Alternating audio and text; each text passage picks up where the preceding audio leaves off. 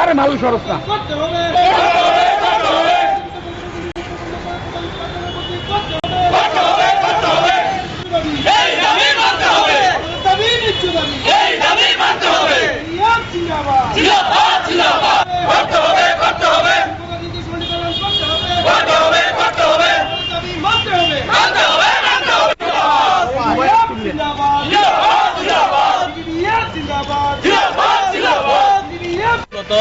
যৌথ উন্নয়ন ত্রিপুরা গ্রামীণ ব্যাংকের 4টা ইউনিয়ন নিয়ে ত্রিপুরা গ্রামীণ ব্যাংক অফিসার্স অ্যাসোসিয়েশন, ত্রিপুরা গ্রামীণ ব্যাংক অফিসার্স ইউনিয়ন, ত্রিপুরা গ্রামীণ ব্যাংক এমপ্লয়িজ ফেডারেশন এবং ত্রিপুরা গ্রামীণ ব্যাংক এমপ্লয়িজ অ্যাসোসিয়েশন, মানে 100% আমরা রিপ্রেজেন্ট করছি ত্রিপুরা গ্রামীণ ব্যাংকের স্টাফদের নিয়ে। আমাদের দীর্ঘদিনের অনেক দাবি, ম্যানেজমেন্টের সাথে প্রতিটা ইউনিট থেকে আলাদা আলাদাভাবে বৎসরব্যাপী বিভিন্ন ইস্যু নিয়ে কিন্তু আমরা কথাবার্তা চালিয়ে যাচ্ছি।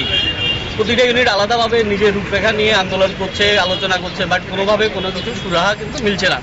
আমরা তাই বাধ্য হয়ে উত্তর সংগ্রাম মঞ্চের ব্যানারে এসে সবগুলো ইউনিয়ন আবার আমাদের মূলত 10 দফা দাবি নিয়ে আজকে আমরা এই আন্দোলনে সামিল হয়েছি। আন্দোলনে সামিল হওয়ার জন্য চেয়ারম্যানকে গত নভেম্বর আমাদের দাবিগুলো নিয়ে এবং কী কী কর্মসূচি থাকবে এগুলো নিয়ে ডিটেলসটা দিয়েছি, মানে নোটিশ দিয়ে থাকে। ওই মোতাবেক আমাদের কর্মসূচি শুরু হয়েছে, বিভিন্ন ধরনের কর্মসূচি। আজকে ওটার পার্ট হিসেবে আমাদের ধর্ণা প্রোগ্রাম। এই ধর্ণা প্রোগ্রামে আমরা কিন্তু আজকে কোনো ব্যাংকিং পরিষেবা বন্ধ রাখিনি। আমাদের একটা উদ্দেশ্য ছিল, যেহেতু আমাদের ইন্টারনাল ইস্যু যতগুলো সম্ভব ম্যানেজমেন্টকে বুঝিয়ে আলোচনার টেবিলে এনে এগুলিকে সমাধান করা যায় কিনা, এই কারণে কিন্তু আজকে আমরা কোনো এখনও মানে প্রথম অবস্থায় কিন্তু কোনো ব্রাঞ্চ বন্ধ বা কোনো অ্যাডমিনিস্ট্রেটিভ বন্ধের ডাক দিইনি। এই কারণে আমাদের আজকে ধারণা ছিল আমরা শুধু 100 থেকে 150 লোক জড়ো করেই আমাদের কর্মসূচি করব শুধুমাত্র। যদি আজকের আন্দোলন থেকেও এখানে এই ডাক থেকেও যদি ম্যানেজমেন্ট সাড়া না দেয়, তাহলে কিন্তু আমরা আগামী দিনে স্ট্রাইকে যেতে বাধ্য হবো।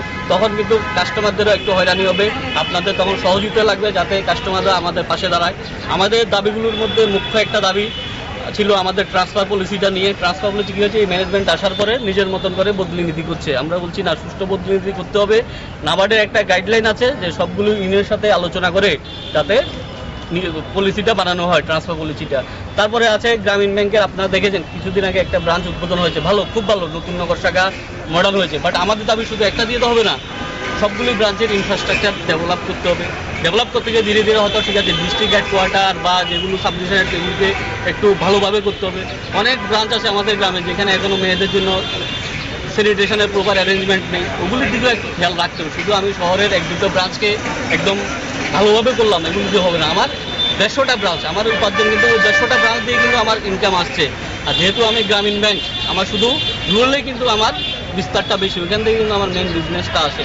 এগুলি মূলত। দ্বিতীয়ত আরেকটা মুখ্য দাবি আছে যে গ্রামীণ ব্যাংকের গ্রাহকদের যাতে ঋণ প্রদানের সরলীকরণ করা হয়। রিসেন্টলি দেখা যাচ্ছে ছোটো লোন নিতে গেলেও কমার্শিয়াল ব্যাংকের মতো নিয়ম নীতি হচ্ছে।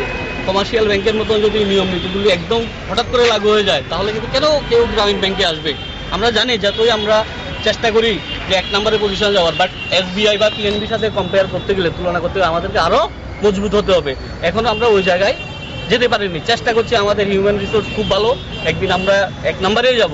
বাট হুট করে যদি এখন থেকে এত রেস্ট্রিকশন নিয়ে আনে, তাহলে কিন্তু আমরা ব্যবসায়ী করতে পারবো না। সাধারণ গ্রাহকদের, যারা গ্রামের গরিব লোক, তাদের ছোট ছোট ঋণ প্রদানে অনেক অসুবিধার সম্মুখীন হতে হচ্ছে ব্রাঞ্চগুলিকে। এগুলি তো ব্রাঞ্চ লেভেলে কেউ আর ম্যানেজমেন্টকে তুলতে পারবে না। এই কারণে জয়েন্ট ডেভেলপমেন্ট ফোরামের পক্ষ থেকেই আমরা কিন্তু ইস্যুগুলি তুলে ধরেছি। আরেকটা মুখ্য দাবি ছিল আমাদের, যে যারা ডিএডব্লিউ ভাই বোনেরা অনেক দিন ধরে আসছে, আমরা বলছি ঠিক আছে ওদেরকে ন্যূনতম মজুরি দেন। গভর্নমেন্টের যে গাইডলাইন, যে একজন অফিস অ্যাটেন্ডেন্ট যেই বেতন পায় ওটা 30 ভাগের 1 ভাগ ওদের পার ডে দেওয়ার কথা, ওটাও ওনারা দিচ্ছেন না, ঠিকভাবে প্রপারলি দিচ্ছেন না। ওদের কোনো পিএফ নেই, সবগুলি ন্যায্য দাবি। আমরা কথা বলতে গেলে ওরা বলে যে ওরা তোমাদের পার্মানেন্ট স্টাফ নয়। কেন কথা বলতে গেছো?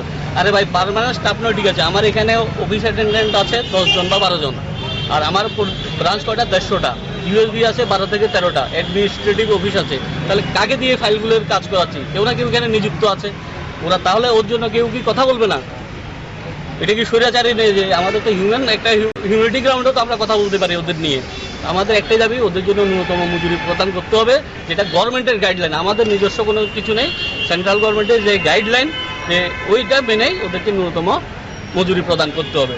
বাট দুর্ভাগ্যজনক, আপনারা যেহেতু এসছেন, আপনাদের সহযোগিতা কাম্য, এটা করছি। আমাদের আজকে দেখুন অনেক ব্রাঞ্চ থেকে, দূর দূরান্ত থেকে ব্রাঞ্চ থেকে সবাই এসছে।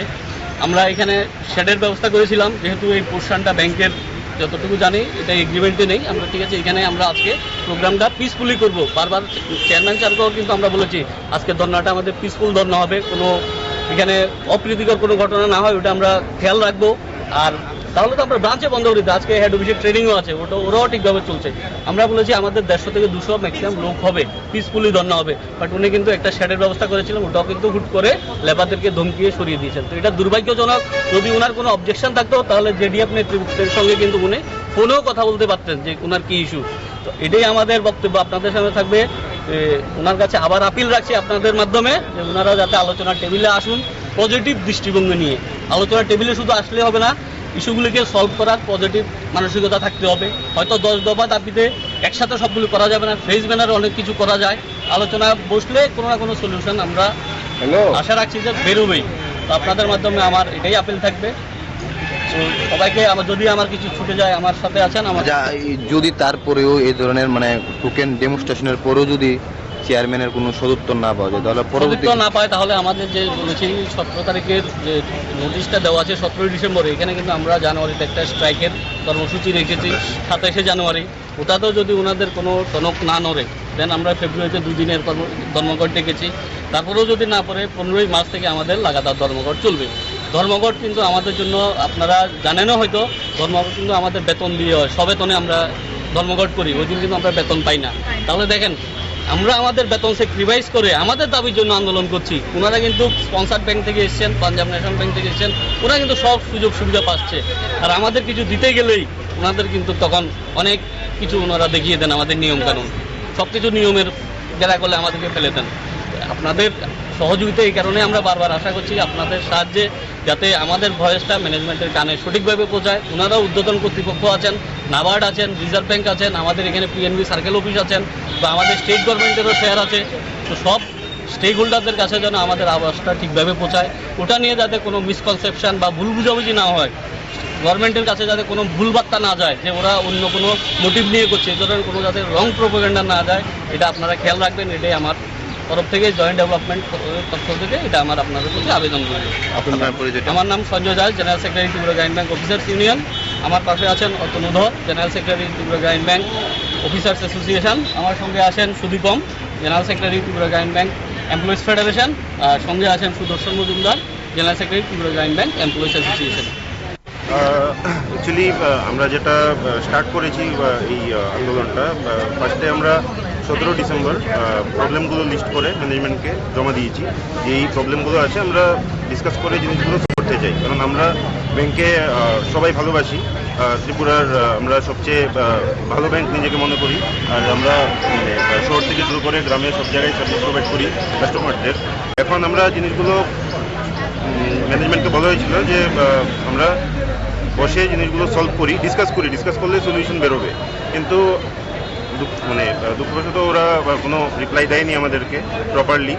তো আমরা তারপর আমাদের যে কর্মসূচি ডিসাইডেড ছিল মেমোরেন্ডামে, ওই অনুযায়ী আমরা অনেকগুলো স্টেপ, যেরকম আমাদের ওয়ার্ক রুম স্টার্ট হয়েছে 7 জানুয়ারি থেকে, আর আজকে আমাদের মাস এজিটেশন প্রোগ্রাম। তো ব্যাপারটা হচ্ছে যে কোনো ভুল, যে কোনো জিনিস, যে কোনো প্রবলেম সলভ হয়, কিন্তু সেটা সলভ হওয়ার জন্য আগে বুঝতে হবে যে এটা ভুল। কিন্তু দুঃখবশত আমাদের ম্যানেজমেন্ট এখন স্বীকার করে না যে ওরা কোনো ভুল করছে। ওরা ভাবে যে ওরা সব ঠিক করছে, আমরা যারা ব্যাংকের লোক আছি আমরা হয়তো জানি না কিছু, ওরা যারা বাইরের ব্যাংক থেকে এসছেন ওরা এইসব জানেন। আর এত বছর ত্রিপুরা গ্রামীণ ব্যাংকের এমপ্লয়ি অফিসাররা যারাই আছে নিযুক্ত, সবাই সার্ভিস দিয়ে ব্যাংকটাকে বাঁচিয়ে রেখেছে। অবশ্যই সবাই মিলে আমরা ব্যাংকটাকে গ্রো করাচ্ছি। তো আমাদেরও যা সিচুয়েশনে এখন প্রবলেমস আছে, যেগুলো কাস্টমারের লোন রিলেটেড অনেক জিনিস আছে, যেগুলো কাস্টমারের এখন লোন নিতে অনেক ঝামেলা দিয়ে যেতে হয়, মানে প্রসেসগুলো অনেক লেন্দি হয়ে গেছে। এখন গ্রামের লোকের কাছে অত প্রপার ডকুমেন্টেশন থাকে না লোন রিলেটেড। তো আমাদের গ্রামীণ ব্যাংকের উদ্দেশ্য মানুষকে যেন আমরা সহজে ইনফরম করতে পারি বা ব্যাংকে দিতে পারি। এটা যত আমরা এখন যদি প্রাইভেট সেক্টর ব্যাংকের সাথে কম্পেয়ার করি আর সব কিছু ওই লেভেলের নিয়ে যাই, তো জেনারেল মানুষ যারা এখনও টিপসই দিয়ে টাকা তুলে ব্যাংক থেকে, ওদের জন্য সম্ভব হয়ে ওঠে না যে এইগুলোকে কমপ্লাই করা। তো এটা আমাদের দাবির মধ্যে একটা জিনিস। আর ব্যাংকের ইনফ্রাস্ট্রাকচার নিয়ে আমাদের অনেকগুলো দাবি আছে, কারণ এখন শহরের ব্রাঞ্চগুলো বাদ দিয়ে আমাদের যে গ্রামের যে ব্রাঞ্চগুলো আছে, ওইগুলোতে এখনও অনেক ব্রাঞ্চে টয়লেটের সুবিধা নেই, যেখানে আমাদের মহিলা কর্মচারীরাও আছে। টয়লেট তো শুধু মহিলা কর্মচারী না, সবার জন্যই দরকার, বাট মানে এটাও দুঃখের জিনিস যে আমাদের এখন মহিলা কর্মচারী যেখানে আছে ওরকম ব্রাঞ্চেও আমাদের টয়লেটের ব্যবস্থা নেই। আর এরকমও ব্রাঞ্চ আছে যেখানে ছাদ দিয়ে জল পড়ে। তো আমরা শহরে দেখি ব্রাঞ্চগুলো চকচকে, মডেল ব্রাঞ্চ কিছুদিন আগে হয়েছে, ভালো ইনিশিয়েটিভ, কিন্তু আমাদের আগে বেসিক যে ফেসিলিটিস বা ইমিউনিটিসগুলো আছে এমপ্লয়িজের জন্য আর কাস্টমারের জন্য সেটাকে ঠিক করতে হবে। এরকম অনেকগুলো ব্রাঞ্চেস আছে যেখানে কাস্টমার গরমের মধ্যে মাথা ঘুরে পড়ে যায়, আমাদের সামনে এরকম ইনসিডেন্ট রেগুলার হয়ে থাকে। তো আগে ওই ব্রাঞ্চে প্রপার ভেন্টিলেশন, প্রপার যা ফ্যান হোক বা এসি হোক, ওইগুলো ব্যবস্থা করা বেশি গুরুত্বপূর্ণ নাকি একটা ব্রাঞ্চ আমি অনেক বড় করে খুলে একটা শো করলাম। তো আর বাকি আমাদের প্রবলেমগুলো মানে ডিসকাস করে সলভ করার জন্য আমরা কন্টিনিউয়াসলি ওদের সাথে দাবি রেখে যাচ্ছি। যদি এখন ওরা এটাকে সলভ করার চেষ্টা না করে তাহলে আমাদের যে কর্মসূচি ডিসাইডেড আছে, স্ট্রাইকও আমাদের কল করা আছে, জেনারেল সেক্রেটারি টিজিপি ওইও বললেন 27 জানুয়ারি আমাদের স্ট্রাইক কল করা আছে। প্রায় নোটিশও দেওয়া আছে ম্যানেজমেন্টকে। আর ফেব্রুয়ারি 24 আর 25 আমাদের স্ট্রাইক ডিসাইড করা আছে। আর মার্চের 15 তারিখ থেকে ইন্ডিপেন্ডেন্ট পিরিয়ডের জন্য স্ট্রাইক। তো আমরা এটাই রিকোয়েস্ট করবো আপনাদের মাধ্যমে ব্যাংক কর্তৃপক্ষকে যেন জিনিসটা বসে আমাদের সাথে সলভ করে, যেন আমরাও চাই না যে ব্যাংকের কোনো সার্ভিস ডিসরাপ্ট হোক, কারণ একদিন ব্যাংকের সার্ভিস ডিসরাপ্ট হওয়া মানে অনেকটা ক্ষতি ব্যাংকের আর সাধারণ মানুষের ক্ষতি। তো আমরা এটা কোনোদিনও চাই না, ওই জন্য আমরা রিপিটেডলি চেষ্টা করে যাচ্ছি যেন জিনিসটা যত তাড়াতাড়ি সম্ভব সলভ হয় আর কোনো সার্ভিস ডিসরাপশন ছাড়া যেন জিনিসটা সলভ হয়।